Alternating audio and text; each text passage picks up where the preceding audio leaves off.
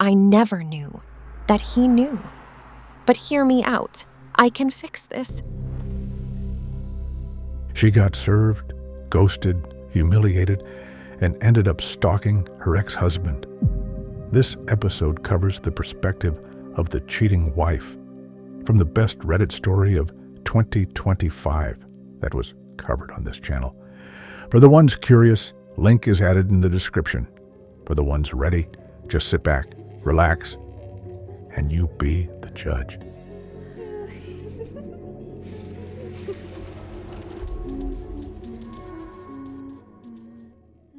Please read my story. I know my husband listens to you. I am writing to you because I feel that you read stories from women with a degree of care and concern that is not present in other channels. I am what you would call a cheating wife. I do think, though, that my situation is different from others. My reason for writing you is to ask you and your listeners' advice as to what to do next, considering that I love my husband and want to remain with him. I believe that I need to tell you some things about myself that I believe would be important in your understanding of what's happening. I was always a pretty girl. That's mainly how I was praised. I was also praised for my successes. Not for successes that I thought were important, but what my parents thought were important. So I was praised for coming first in a local beauty pageant as a little girl, or because of good grades. I became more interested in what happened behind the scenes at a beauty pageant and was less interested in competing.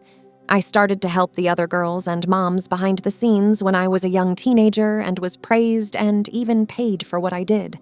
My parents weren't impressed. I started watching my weight and my appearance, my skin, my clothes. I wore whatever my mom bought me and didn't shop for myself. My mom later said that she thought that was strange, but that she just figured we had the exact same taste. My older sister was not as good looking as me, so I got more attention from my mom and dad. She was still a pretty girl, though. She got praised a little when she did well, but didn't get criticized when she screwed up. I began to live my life with pleasing my parents and family in mind, because they were my whole world. When I was a freshman, my sister was a senior, and she was dating a very popular guy. I saw the guy kissing another girl in the parking lot in his car, and I told my sister. She confronted him, and he dumped her. She missed the prom, and the other popular girls started ignoring her, so she blamed me. And told me I should have kept my mouth shut. We had a big fight, and she hit me and told me that she hated me because I was the perfect one. My parents heard our fight and felt guilty about how they had treated her and me, so they took her side and told me I should have just stayed out of it. When I was a sophomore, I was working the regular teen fast food jobs. I know this sounds like I'm bragging, but I don't know how else to put it. My coworkers would look at me all the time, checking me out. Older guys would ask me out on dates, and I would tell them I had a boyfriend. I was being very, very careful as to how I dressed and what makeup I wore.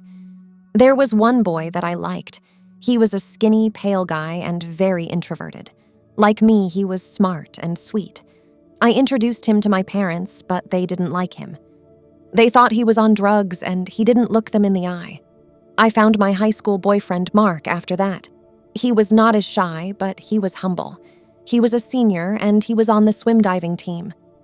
I picked him because he was tall, smart, and good-looking, and someone my parents would like. I was taking AP biology, and he had mentioned that he kept his old notes from it in case he needed them in college.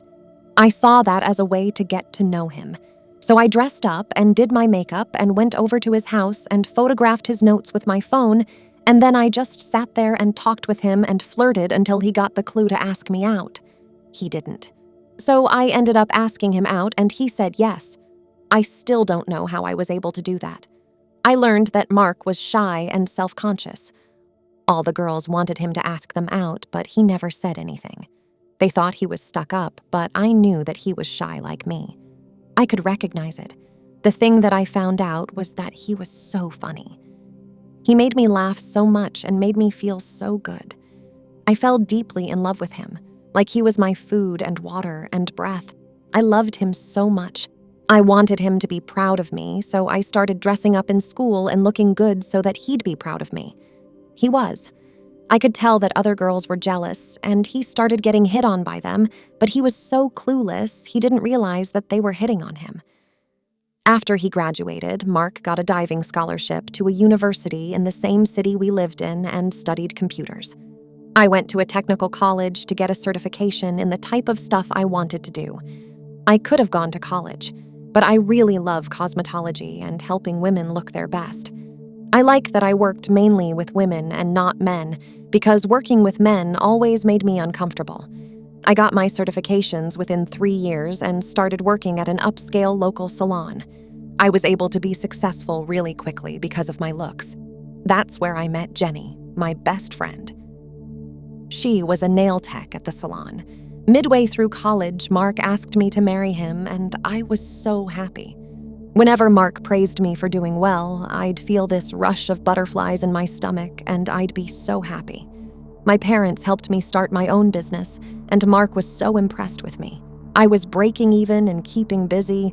We live in a big city, and I was chasing contracts with venues and ad agencies as well as modeling agencies. I did some modeling myself, and they wanted me to do more, but I didn't like it. It made me uncomfortable. I was turning a small profit. My parents loved Mark, especially my mom. He was like the son she never had.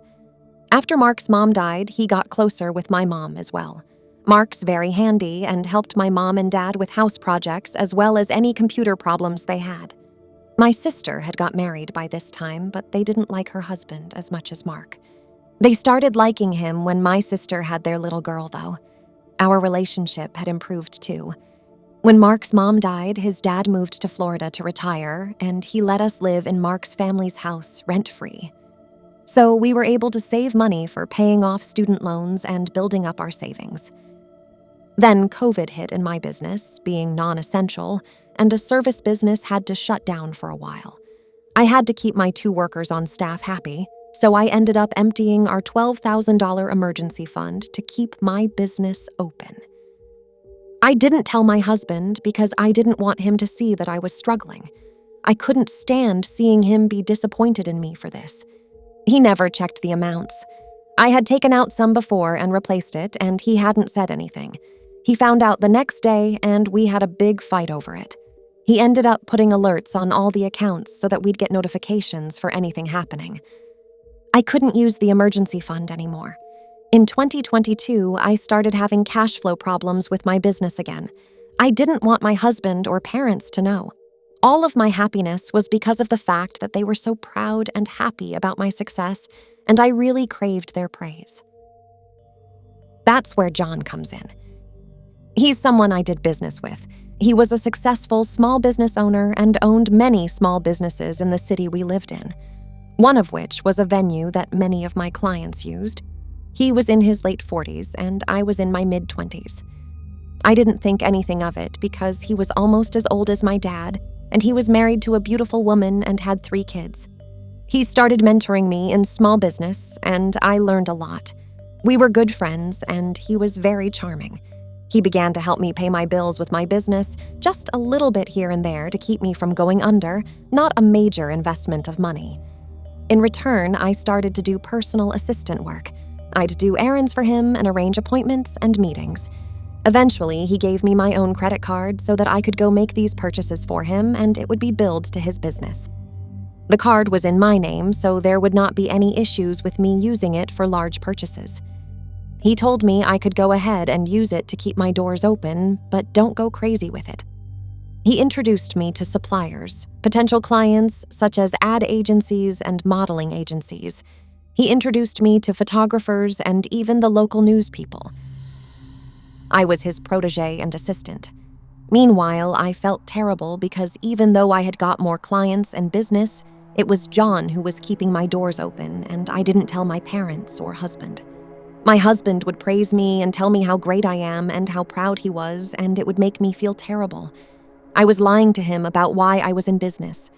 I didn't tell him I was struggling because I needed that praise and love from him mainly, but lesser from my parents as well. I kept silent about it. I made a big charge on the credit card, $5,000, and John got notified of it and asked to see me. He told me that it was okay that I was using the card, but that he wanted a little more for me in order to justify him supporting my business, but him not having a stake in it. He told me I didn't have to do very much and that it would be all him. I told him no, and he said he'd cancel the card and stop payment on the charge I had made to keep my doors open. I didn't want my husband and family to know that I was a failure, so I gave in because he said I would just have to lie there and he wouldn't touch me. I figured I was already lying to my husband about everything else. I might as well. John took me out for an expensive lunch. Then he brought me to an expensive hotel. He ordered champagne and room service. He then told me to take off my clothes and then just stand there and turn around some. He then touched himself until he completed, and that was it. I didn't touch him, and he didn't touch me. I just stood there and turned around some. I told Jenny about it, and she said that it was nothing. It was the same as modeling skimpy clothing. A model can't control what men do with their images. I made it make sense at the time.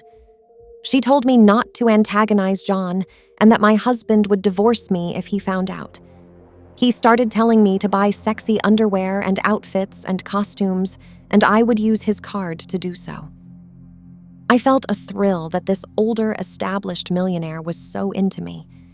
He would take me to boutiques that were appointment only and just tell me to get whatever I wanted. Sometimes he'd use his card and surprise me with things. Sometimes I'd use the card that he gave me to buy things.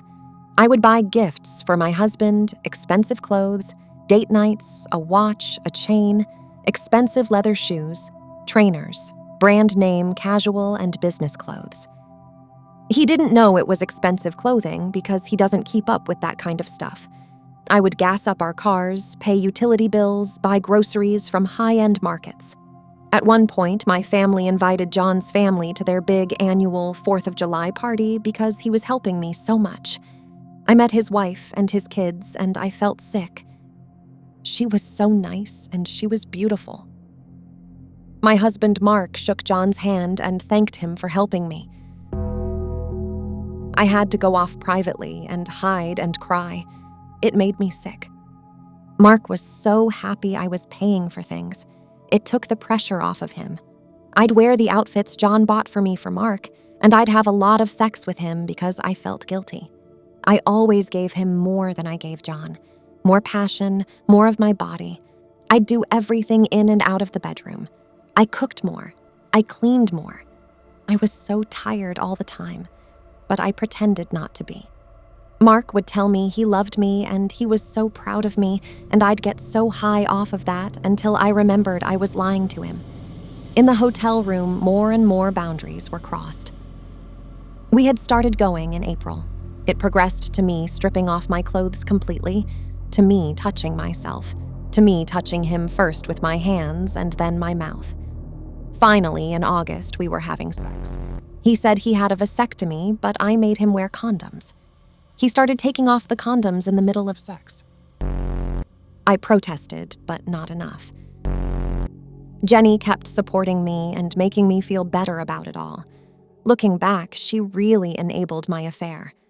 I shouldn't have involved her. John was very selfish in bed.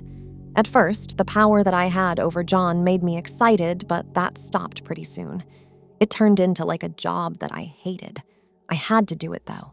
To keep going on expensive dates and have my business propped up and paid for and keep my 2 makeup artists under me employed.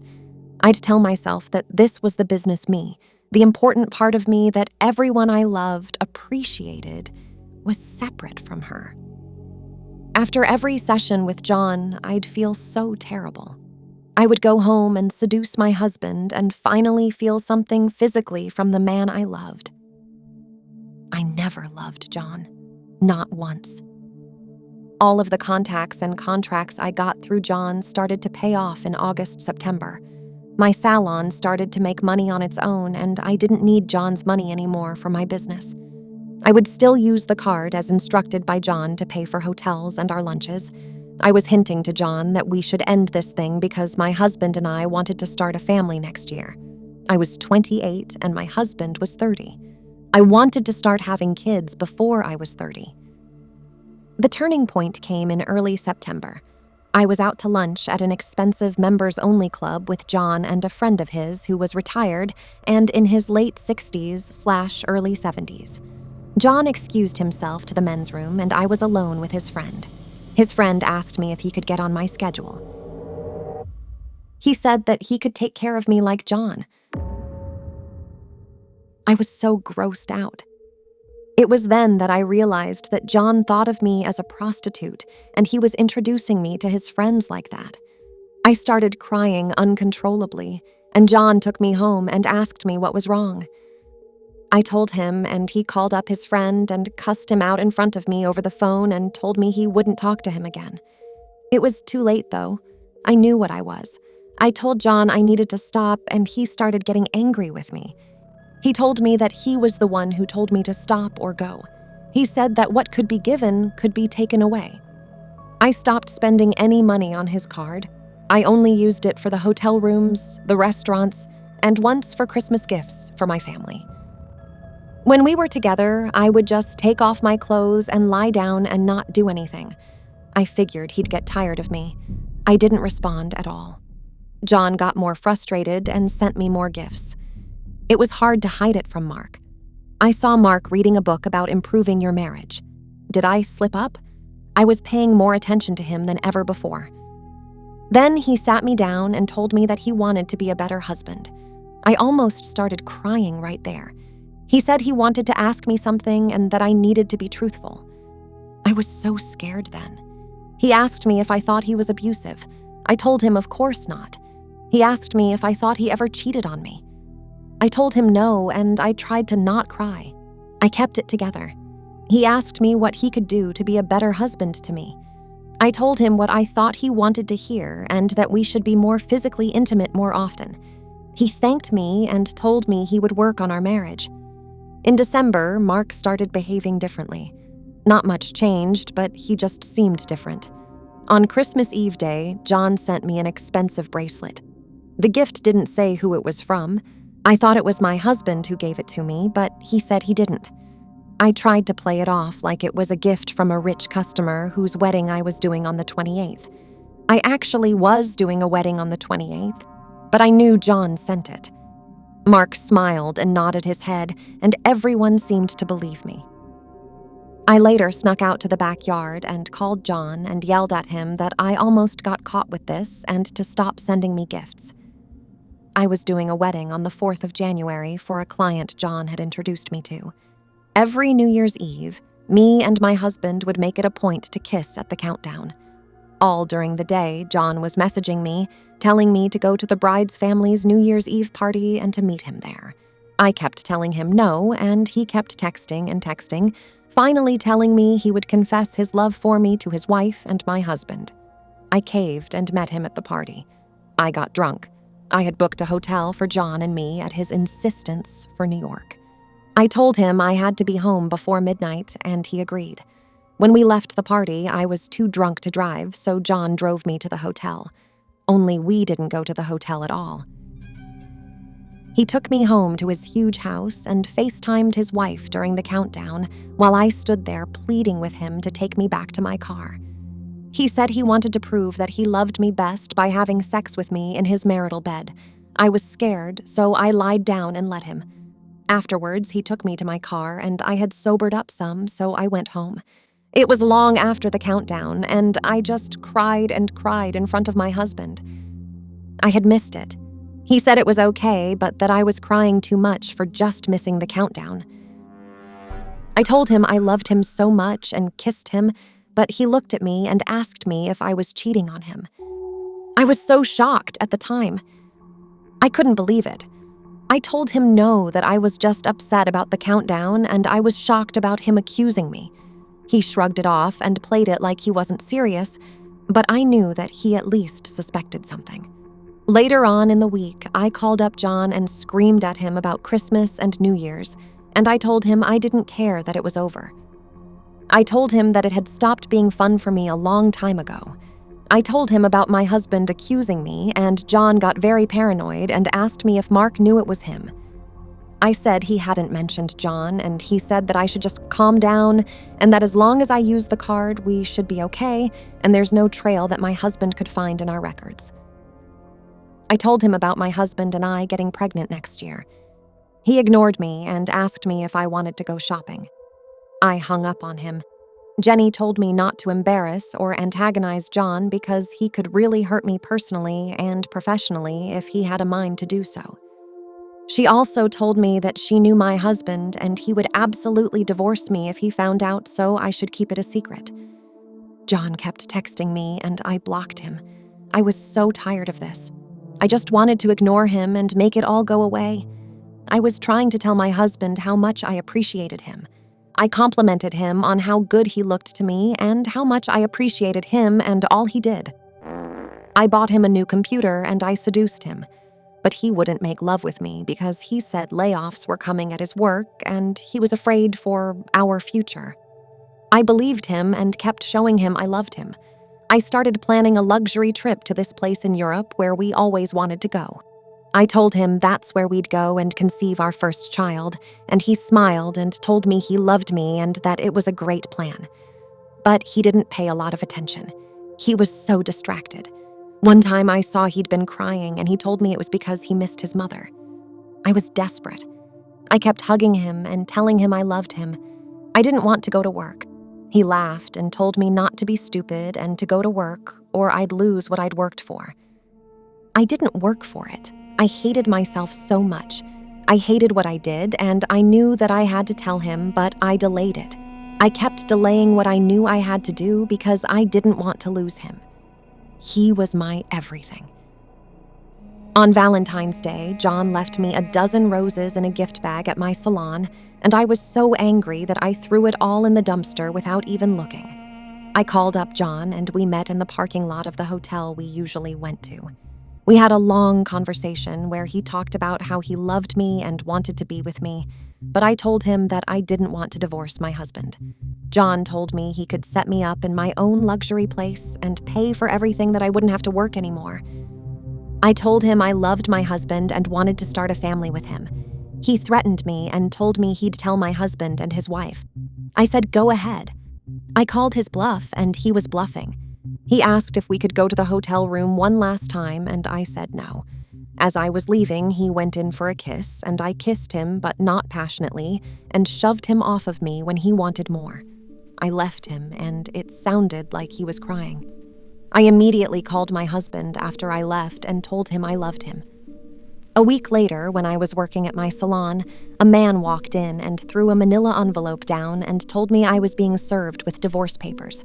I panicked. I called my husband and he didn't answer. I went home, calling him the whole time. He didn't answer. When I went home, I saw that he left a note, a business card for a lawyer, his wedding ring, and a printed out picture of me and John kissing in the parking lot from a week ago.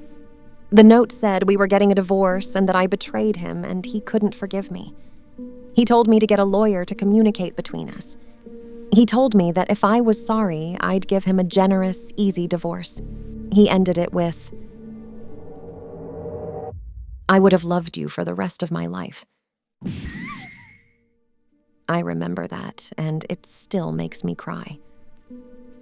I looked around the house, and it was obvious he had packed up most of his stuff and had left. I kept texting him, and he left me on read. Then my parents arrived at the house. Mom was crying, and my dad looked disappointed. They told me that Mark had emailed everyone about my infidelity. I looked at the email, and there it all was. Mark said I was having an affair with John.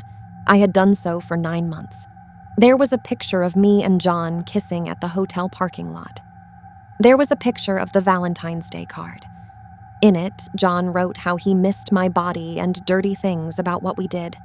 Finally, there was a link, and it went to a recording of my husband asking me if I abused or cheated, and me saying no, that weird conversation a couple of months back.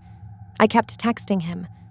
I apologized and begged for him to come and let us fix this. I told him I would do anything, but he didn't answer. I had no idea where he was.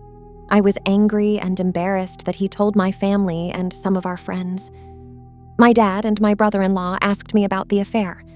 I told them I never loved John and that I felt pressured. They asked if I was assaulted. I said no. They laughed and said it doesn't make any difference if I love him or not because I had cheated on my husband. I kept calling and texting Mark from different numbers. He never answered. I got a lawyer and told them I wanted to get back together with my husband and nothing less than that. I showed up at his work. I called his friends and his dad in Florida. They either hadn't seen him or told me to wait for him to contact me. During discovery, I found out that they knew about the credit card and had all the credit card records. They saw all my lies. My lawyer and my mom saw the credit card records. My lawyer fired me because I didn't really tell him about the extent of my affair, and he was trying to negotiate a reconciliation under false pretenses. He was a family friend, and I honestly think he wasn't a divorce lawyer. I discovered that Mark had put a GPS tracker on my car. There was also a big strip of Velcro under my driver's seat, like something else was there. My mom yelled at me about the card records. She said I was a prostitute. She said I was a kept mistress, or whatever that is. I found out I had spent close to $30,000 on John's credit card that was in my name.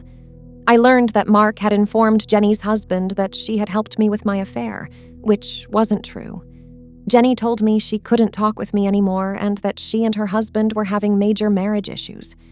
She told me that she was deleting everything and not to contact her. Without Mark with me, I started to panic all the time. I didn't eat or drink or sleep. I got it in my head that if I burned all the stuff that John gave me, I'd be able to communicate something to Mark about my willingness or power to make things right. I went to our old backyard and I piled all the stuff that John had bought me and I started burning it all on the backyard grill. I had tons of shoes, clothes, lingerie, bags, and makeup to burn. I started burning it all. I was there a while when Mark burst outside with the fire extinguisher from under the kitchen sink. He sprayed it all over my burning things and dragged me around to the front of the house. The neighbors had called him after complaining that it smelled bad. I grabbed onto him and started crying, but he didn't respond. He just stood there. I asked him what I could do, and he told me that it was unfair of me to destroy our marriage and expect him to fix it. I told him that I would read all the books and get help and fix our marriage and to wait for me. He didn't say much after that. He handed me over to my parents. What can I do to convince him I love him? That John was nothing to me? I want to work on myself and prove to him that I love him. I want him to see this about me, to see this new me before he makes the decision to leave our marriage forever. I know he has started to listen to your type of content. I know he listens to your channel now. Can you read my story? If he hears it, I hope he can at least see that I'm working on myself for him. I want him to know that I know what I've done, and I'm so sad and angry at myself. My friends tell me I'm beautiful, I'm successful, and I don't have any kids. They say I can get someone much better than my husband, but I'm telling you and them there's no one better. He's the best one. I found the best man, and I can't let him go until he sees who I am now. Not who I was before, but who I'm changing myself to because I love him. I don't know what I'll do without him. Can you please help me? Your message reached me, and as I'm covering your side, I'll give you my honest advice. Let's be really honest here. You need a time machine. Nothing will undo your cheating. Period. Your story tells me two distinct things. Keep in mind that your ex shared his story on Reddit, and I've covered it with his permission. Whenever I edit or cover a story here, on Royal A.I, I've proofread, rewrote small parts, and changed names to improve quality for my viewers. It's normal for me to hear a story at least 6 times total before it even gets uploaded for my viewers. I'm emphasizing this because I know his story thoroughly. You can't fool me. So I will leave you with this. Your side sounds like a repeated version of his. It's almost exactly like his as he shared on Reddit. This tells me one of two things. You're either a fake, a troll parasite trying to bait people into believing you're the cheating wife. Or it's even worse. You didn't share anything of value that shows you're willing to open up about the details. You haven't learned anything from this ordeal and are unwilling or unable to open up fully. I'm already feeling bad for your next partner, or should I say victim. I can't help you, neither can others. For the viewers, please share your view on her perspective, especially if you've seen Mark's perspective, which I covered. I will put the link in the description down below. The version I've covered is almost 6 months ago, and there were things that happened after that, so I will make a version 2. I'll put 1 and 2 together for the ones who like a rerun. Let me know if you'd like that. And do you think I should add this perspective to that episode? So it's a full story? That leaves me with one last thing. Thank you, loyal viewer, my friend. Many of your last messages touched my heart. Know sincerely that you all have a special place in my life. Take care, and please stay loyal.